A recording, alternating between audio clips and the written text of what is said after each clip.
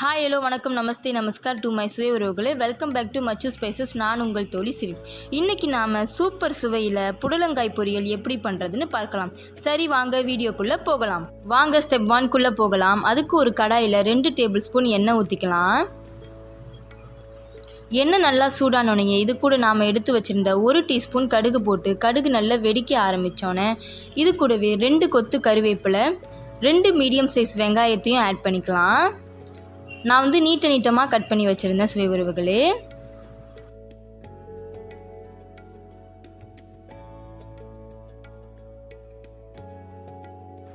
போட்டு நல்லா கிண்டி விடுங்க. அந்த எண்ணெயோடையும் அந்த கருவேப்பிலையோடையும் அந்த கடுகோடையும் அந்த வெங்காயம் நல்லாவே சாஃப்ட் ஆகணும்.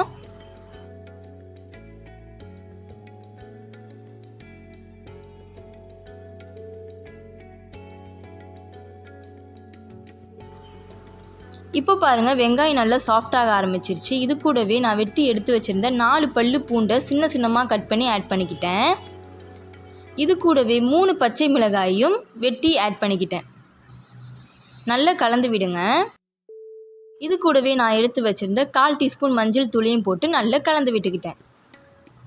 அந்த ரா ஸ்மெல் நமக்கு நல்லாவே போகணும் சுவை உறவுகளே.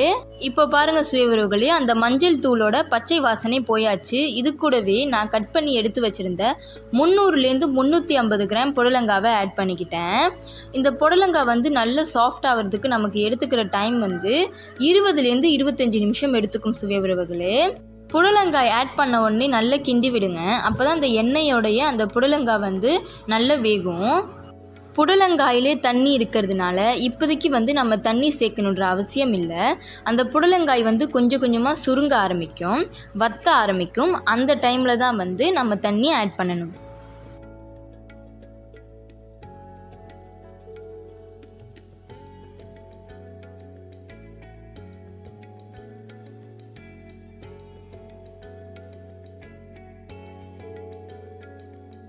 நல்லா கிளறி விட்டுக்கோங்க.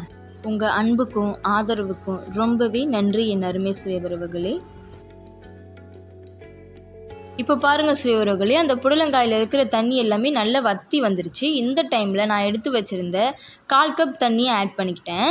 நான் மொத்தமாக 1/2 கப் ஆட் பண்ணியிருக்கேன். அதை 2 தடவை பிரித்து 1/4 கப்பாக ஆட் பண்ணிக்கிட்டேன். இந்த இடத்துல நான் இன்னொரு 1/4 கப் தண்ணி ஆட் பண்ணிக்கிட்டேன் சுவை உறவுகளே. மொத்தமாக நான் ஆட் பண்ணது 1/2 கப்பு. இந்த புடலங்காய் பொரியல் கண்டிப்பாக எல்லாருடைய ஃபேவரட்டாக இருக்கும்னு நான் நம்புகிறேன். வாங்க ஸ்டெப் 2 போகலாம். இது கூடவே நான் துருவி எடுத்து வச்சுருந்த 1 கப்பு தேங்காய் பூவை ஆட் பண்ணிக்கிட்டேன். நான் இது இந்த தேங்காய் பூ வேகிறதுக்கு 3லேருந்து 4 நிமிஷம் ஆகும். ஏன் இது 3லேருந்து 4 நிமிஷம் ஆகுதுன்னா, நான் வறுத்து இதில் ஆட் பண்ணியிருந்தால் எனக்கு 1லேருந்து 2 நிமிஷம் தான் ஆகும். நான் வறுக்காமல் இதில் ஆட் பண்ணியிருக்கிறதுனால 3லேருந்து 4 நிமிஷம் எடுத்துக்கும். ஸ்டவ்வை லோ ஃப்ளேம்லேயே ஹேண்டில் பண்ணிக்கோங்க சுவை உறவுகளே. நல்லா கலந்து விட்டுக்கோங்க. புடலங்காய் யாருக்கெல்லாம் ரொம்ப விருப்பமான உணவு என்பதை மறக்காமல் கமெண்ட்டில் சொல்லுங்கள் என் அருமை சுவை உறவுகளே. அவ்வளவுதாங்க, சுட சுட புடலங்காய் பொரியல் ரெடி பண்ணியாச்சு. அருமையான சுவைகளோடும் எளிமையான செய்முறைகளோடும் நிறைய ரெசிபீஸ் எங்கள்கிட்ட வெயிட் பண்ணிக்கிட்டு இருக்கு. ஸோ மறக்காமல் எங்கள் சேனலை லைக் பண்ணுங்கள், கமெண்ட் பண்ணுங்கள், வீடியோ பிடிச்சிருந்தா சப்ஸ்கிரைப் பண்ணுங்கள். நன்றிகள் கோடி என் அருமை சுவை உறவுகளே.